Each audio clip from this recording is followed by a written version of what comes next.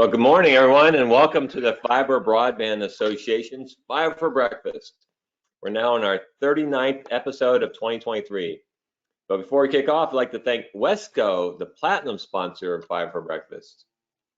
Our next and final Regional Fiber Connect workshop for 2023 will be in Minneapolis on October 24th. Registration for this event has been fantastic, so you're not going to want to miss it, so please register today. And that brings us to today's Fiber for Breakfast session with Quinn Jordan from the Mississippi Broadband Association, who's going to be discussing Mississippi Broadband Association Connect and Literacy Fund. But before I formally introduce today's guests, I'd like to introduce Trish Ehlers from our team, who's going to walk us through some housekeeping items. Thanks so much, Gary, and good morning to everyone who's joined us today. Before I go over a few logistical items, I'd like to once again thank the platinum sponsor of Fiber for Breakfast, Wesco. Now, if you'd all keep in mind that you're in listen mode only, to ask a question, you can type it into the question box located within your control panel on the right side of your desktop screen. We'll have a Q&A session with our panelists at the end of today's webinar. This presentation is being recorded and will be available on FBA's website within 24 hours. You can find the recording in the Events tab under the Fiber for Breakfast drop-down option. At the conclusion of today's presentation, you will be prompted to complete a very brief feedback survey. If you take a minute to do that, we'd really appreciate your input. I'll pass it back to Gary now to introduce our panelists and get us started. Gary? Well, thanks, Trish, and good morning. I'm Gary Bolton, the President and CEO of the Fiber Broadband Association. Last week on Fiber for Breakfast, we had the pleasure of hearing from Dr. Duncan Earl, the co-founder, president, and CTO of Cubatech, who discussed quantum technology, what it is, and why it will soon matter. And this was a great introduction to quantum technology and was the first episode of our quantum series on Fiber for Breakfast with our quantum sponsor, Cubatech. So during the next 6 months, we'll be exploring a quantum networking topic once a month on Fiber for Breakfast. As fiber enables our quantum future, we want to keep you informed. Today on Fiber for Breakfast, our guest is Quinn Jordan from the Mississippi Broadband Association, who will be discussing Mississippi Broadband Association Connect and Literacy Fund.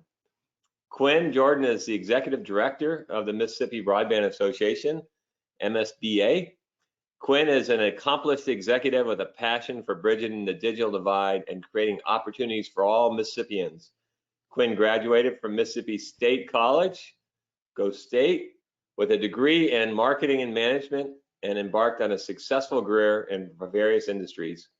With experience in telecommunications, private industry, and local government, Quinn brings a unique perspective to his role as the Executive Director of the Mississippi Broadband Association, committed to ensuring that every Mississippian has access to affordable, high-speed broadband service and the opportunities it affords. So welcome, Quinn. And for our audience, please type in your questions as we go, and we'll work them into the Q&A. With that, let's get things rolling. I'll turn it over to Quinn. Well, good morning, Gary. Good morning, FBA. It's just always an honor and a pleasure to speak with you, Gary, and your members through this to this call and through what you're doing nationally. So a big shout out to FBA and their efforts, not only in states where they have great partnerships like with us at MSBA, but nationally at the national level. So again, thank you, Gary.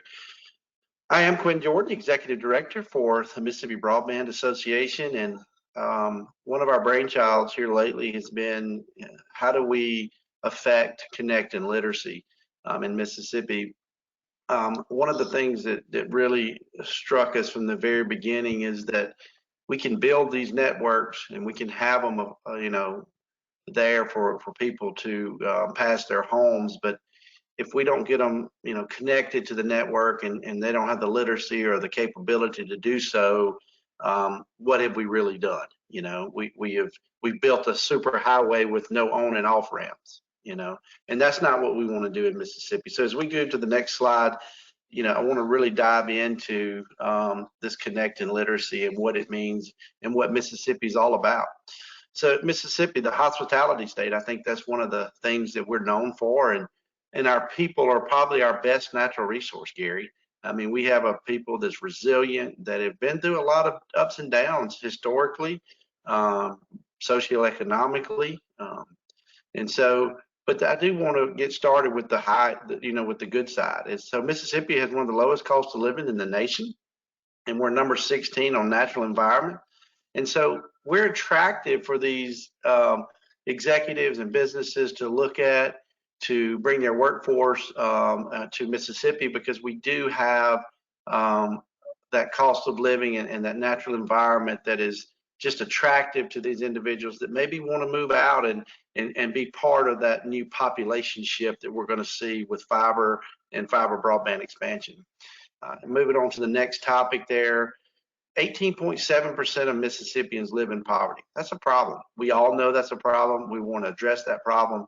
And we know that broadband connectivity probably will be one of the biggest, broadest strokes that we can do to help affect that number. Next slide. Next, 6.8% of participation in ACP based on our ISP feedback.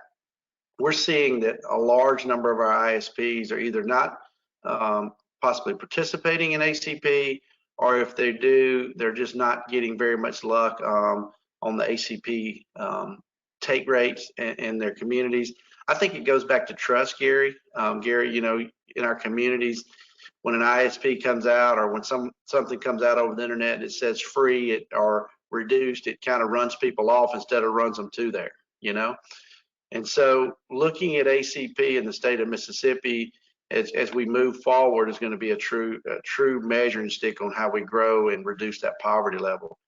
And again, providers don't always participate in that $100 ACP device option. 40.7% of Mississippians don't have access to a PC or tablet. That is a huge, huge number. And that is another barrier of entry that we're having here in Mississippi, and this Connected Literacy Fund we're going to talk about is going to hopefully address that.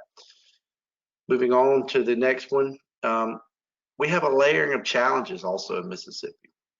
It seems like that, it's so easy, and unfortunately, it's just a combination of issues that affect our people and our populaces. But we have an overlay of poverty, high cost development of these networks, low digital literacy and take rates. So it's kind of a cocktail of problems in rural America. And I know it's just not Mississippi, but I'm gonna say rural America, where we're having high cost for deployment of these networks into areas that are quite possibly less financially able to afford the products. They don't understand how to use the products, thus affecting the take rate issue. And so Mississippi Broadband Association, how can we help address these connected literacy issues facing our friends and neighbors to Mars? As we get into the next slide, we'll see how we're going to affect that.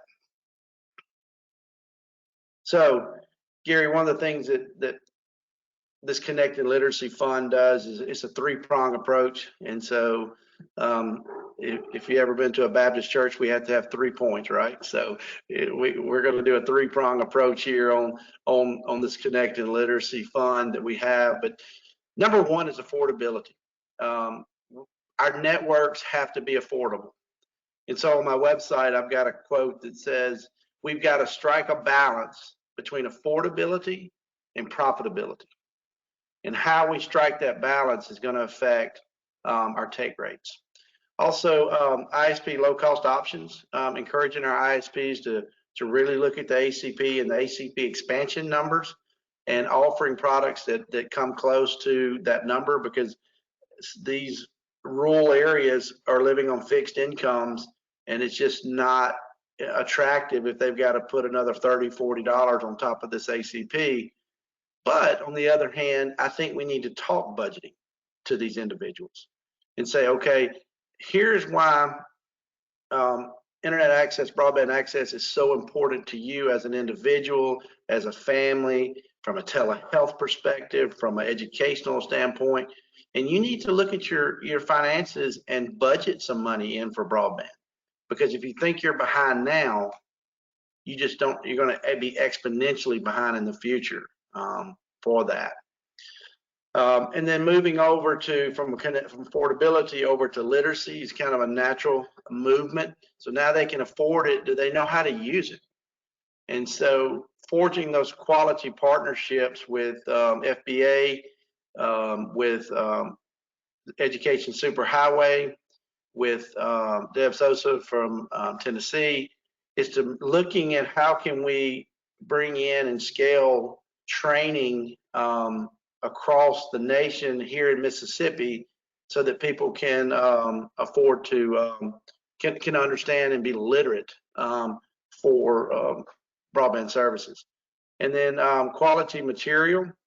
What I mean by that on literacy is making sure that we scale that material like I just spoke to, so that, you know, no matter where you're in the state, you're learning how to utilize broadband services and the internet itself.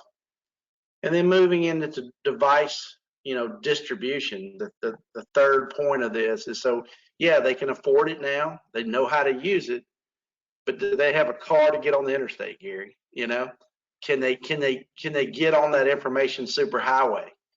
And if you remember my number earlier, 40.7% of Mississippians do not have access to a tablet or a PC of any kind. So we've got to figure out, you know, how do we do that? How do we attack that? And the $100 ACP is a start, but I don't think it's enough. It's not enough to get quality equipment in the hands of these individuals. And then working with ISPs and community participation, getting those ISPs understanding that the philanthropy side of it is doing, you know, equipment drives, and our community, through our community centers and our anchor institutions getting involved and allowing for connectivity through devices is going to be the third point. So I'll pause there. Gary, do you have any comments that you'd like to bring into on this? Yeah, so let's, I mean, so first of all, really appreciate what you're doing for Mississippi. You know, this, you know, we cannot leave any state, any community behind. And obviously Mississippi is, with 40% of people not having devices, you know, that's really puts your communities and your state in a bad situation. So tell us a little bit about the fund. You know, how are you structuring it? How do people, you know, donate to the money, and how do you administer the money, and how do people apply, and how are those funds being distributed? All right, so we have partnered with the Community Foundations of Mississippi, and you can go to our website at www.msba.info, and you can talk and you can look through not only the Connecting Literacy Fund, but you can also at that point click here to donate. Our goal is about a $10 million fund, Gary, so that we can sustain this, because what we're concerned with is that we know that BEAD has money coming down the line for literacy, but that money is going to run out over time. They're going to invest that money, and that money is going to be spent. So what are we doing ongoing, not only from a literacy standpoint, but from a device distribution? So we're trying to get this fund, our goal is a $10 million fund. We're looking to hire an individual through MSBA that is going to work with and coordinate with our extension services, our libraries, our other anchor institutions, to ensure they have, you know, the support that they need to have access to partners and devices, so that when these individuals go through this training program and really work through it, that we allow them to graduate with a device so that they can get on that information superhighway. So again, go into our website, you can learn about MSBA, what our goals and objectives are, and I think you'll see that they're very transparent and customer driven. So if we move on to the next slide, I think we need to talk about the fourth. There's a fourth component here. So is that how do we sustain these networks, Gary? You know, let's say we build these networks, and again, we're passing all these homes. But the ISPs have a challenge here in Mississippi, and this is how we're trying to help our ISPs, looking at high cost areas. So moving on to the next point there, high cost areas, you have very low density in some of these areas. We have terrain issues, and then we have inflation. That inflation is costing our ISPs more money than ever. And so as we talk about the matching funds and letter of credit, how do we help our ISPs find those good partners for those matching funds and then navigate this letter of credit issue. So Gary, at our conference, and I'm going to talk about that right at the end, is that we're going to have some panels to discuss these challenges on sustainability. And then take rates and population density. We've talked about this, but that's another challenge. And then we move over to community roles. You know, our communities, what do they need to be doing to sustain these networks? So, you know, so we've talked about, you know, ACP expansion. We've talked about ACP sign up with our partners. We've talked about literacy. We've talked about devices, but there has to be grassroots campaigns. We have to identify those obstacles and provide solutions in these communities ahead of this broadband deployment, such as who is your point of contact for the ISPs that are going to come in? Do you have a broadband person in your community? How many railroad crossings are you going to affect? You know, is there national forest land? And then also one of the biggest issues we're dealing with is water lines and utility markings. Our ISPs are hitting a lot of water lines because they're just not marked. And so the communities need to be working on that. And MSBA is helping the communities. We're working with Wicker's office, and they've been just a great team on how can we address the utility issue here in Mississippi. And then identifying or establishing anchor institutions. I mean, again, we've got to have these anchor institutions majorly involved in providing access and equipment, hardware for these individuals to take advantage of the digital economy. And then promoting, again, they need to be working with us hand in hand to promote that digital literacy and high take rates. So, you know, when you look at those areas and what we need to be doing, this four-prong approach through this Connect and Literacy Fund is how we're going to hopefully help Mississippi navigate this digital divide. So, Gary, moving on to how are we going to, MSB is going to rise to the challenge, is that Connect and Literacy Fund. You can join our association here. There's a link here. Gary, I'm sure this message will be shared and stored. So thank you for doing that. And then you can give to our fund through our partnership with the Community Foundation of Mississippi. There's a link here. There's also a link on our website.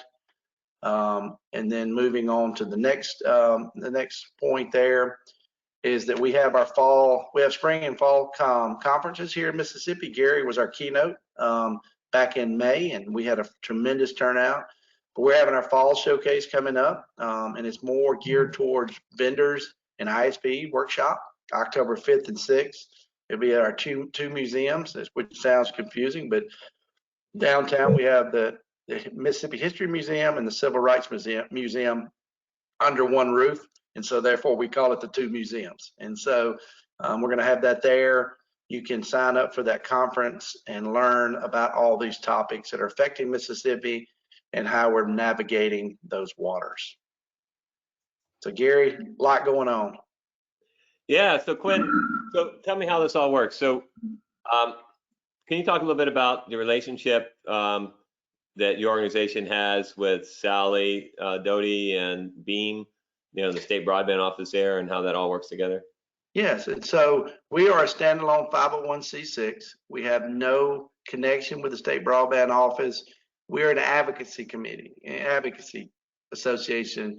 And so our only relationship with Sally and her office is to advocate for our ISPs and our communities on how they're developing the BEAD, the NOFO, and as well as their volume 1, volume 2, giving them feedback from our ISPs, giving them feedback from our construction companies. And so again, we're sitting over here to the side. We're a cheerleader, of course, so they're doing a phenomenal job, but also, you know, a little voice in the wilderness as well, you know, saying, hey, you know, our ISPs are struggling with this as part of your NOFO, or, you know, volume 1, whenever all that stuff comes out, we will review that and see how we as an association can advocate the rollout to be very efficient here in Mississippi. So I kind of look at, I call it the 3 A's, but it's, you have to have access, so you have to make sure that everybody has the availability of broadband connectivity.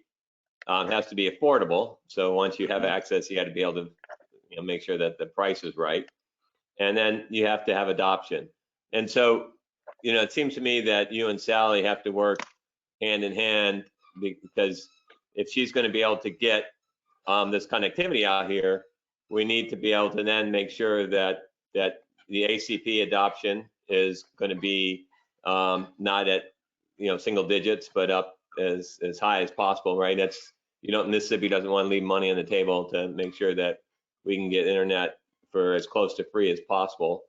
And then it seems to me like your program here is, if we can attack the access, the affordability, then it really gets to the adoption, so that we can train people in Mississippi, or you can train them on how to leverage the internet and how to make their lives better, how they can get jobs and access to medical care and education and all the things that the internet's going to be able to provide for us. So can you kind of talk how that all works together? Yeah, absolutely. So, it goes back to our conversation earlier where I said we can build the information superhighway, but if we don't have those on and off ramps for our people to be able to take advantage of the digital economy that's to come, and then the services, the overlay services, then what have we done? What have we really done other than build a nice, pretty backbone in Mississippi that's going to allow us to grow in the future? So we really have to, and if you look back at our association, what our mission is, it's fiber to the home, right? It's ensuring that we have connectivity all the way to the end user. Because in the way that we do that in Mississippi, and I think where we do that in a lot of the states around the nation that has those rural environments, is that we ensure that we're capitalizing and expanding ACP as far as we can into the system, right?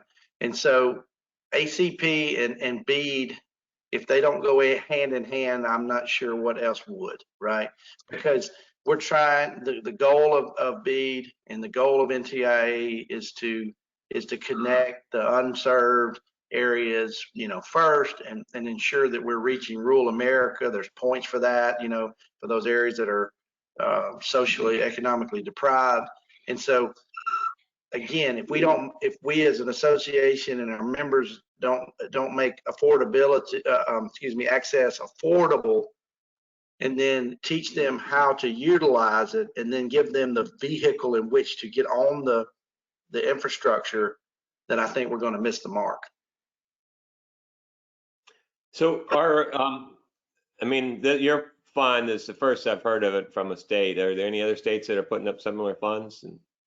Well, remember now, we're an association, so we're not with the state. And so this will be the first, this is the first that I've heard of any state that's doing that. And we're glad to be a leader on it. So I have not heard from any other states. Now, I know Tennessee is doing a great job with their literacy and connect. And so Deb Sosa is doing a great job with what she's doing in Tennessee. And I think they have their Tech Goes Home program. And they're the ones that we're working with. So us in Tennessee, look at the South, show it out, right? So tell me how this works then. So as you establish your fund, then you'll have a training program so that you'll encourage community members to sign up and to basically learn how to use the internet. And once they graduate, then if they're eligible, they would get a device. That's exactly right. So if you go to our website, and if you want to hear more about it, go again to www.msba.info, and you can go to our Connected Literacy Fund, and there's a whole layout. One of the things I always try to be is very transparent on how we're going to do this. But the way this will work is that we want to partner with Mississippi State Extension Service, our library systems, and we're working in these relationships already. I've already been meeting with them. In the Mississippi junior colleges across the state, we've got 15 of those that are tremendous community partners already for our communities, but also we've been, as MSBA, we've been working with them. And we want to take a training program that we bring into those anchor institutions in all 82 counties and say, okay, day one of this training is ACP sign up. So we're making sure that we're signing up these individuals and guiding them through the ACP, and to see if they're eligible, which in Mississippi, and if they're on free and reduced lunches, if they're already on our SNAP or our TANF program, then they'll qualify. And so making sure that we're educating through the community. We're going to work with Education Superhighway and some grassroots people to go out and recruit individuals for these sign up events that we're going to have day one of the training. And then we'll move into the training standpoint of it. And it's about a 12 to 14 hour training program where we really get into the nuts and bolts of broadband understanding and literacy. And then at the end of the program, like you said, Gary, we'll take that individual and assess their needs and say, okay, you need PowerPoint or you need Excel to do what you're wanting to do. You need to be in a PC. The next one may be doing streaming or telehealth, and they can do okay with a tablet, right? And so it's going to be very broad, but yet specific at the end to try to meet those needs. And that's going to be a very expensive investment. And we feel like that $10 million goal would be a great start to get that done. So now, as far as, obviously kind of the anchor parts of these are, as you mentioned, one is employment, others education, third would be healthcare, might even be your government services. So are you working with those entities, like for instance, telehealth, to make sure that the hospitals and physicians in Mississippi can be able to provide these telehealth sessions? Yes, and so our goal will be to work with those groups. It's just been so much getting it off the ground over the last month or two, just to get the infrastructure on training and getting people just digitally literate. And then our overlay services will probably be more in the round two, making sure that we're working with UMMC here, which is our state hospital that does a phenomenal job to ensure that we're, putting these apps and these opportunities on these devices so that they can take advantage of telehealth, but also to educate the institutions themselves about moving towards using the digital capabilities that we have here in the state now, and maybe reducing the backlogs we're having in our hospitals and our clinics. Now, is your target largely adults, or do you have a segment you're going to be looking at for school kids and so forth? And so we're actually partnering. So there's two sides to that. I think digital literacy comes in 2 points. I think we have to start in K-12, Gary. We have to, even though they know more about phones than you and I combined probably, but we have to introduce broadband to them, right? And so we're partnering with you guys, FBA, and we're hoping to utilize the FiberTech program that you have and introducing that in the K-12 arena so that we can educate these kids on not only workforce, but what's coming in broadband, right? And almost have like a curriculum built into the program so that when they come out that we're addressing that future workforce. And then the second point is, yes, we will be working with adults mainly in these sessions with extension service, your community colleges, and getting them literate to just utilizing the network and taking advantage of the services that'll be offered. So it will definitely be a two-pronged approach, K-12 and then your adult segment. So Quinn, thank you so much. We really appreciate the work that you and Sally are doing to connect the people in Mississippi. The Connect and Literacy Fund will be instrumental in helping close the digital equity gap in your state. So thank you guys for what you're doing. And I want to thank everybody for joining us today. And I look forward to getting back together next Wednesday for Fiber Breakfast with our good friend, Brian Dar from UCLA. We're going to discuss the latest internet and broadband stats they collect and what that means to you. So you're not going to want to miss that. So thanks, everyone. We'll see you guys next time. Thank you.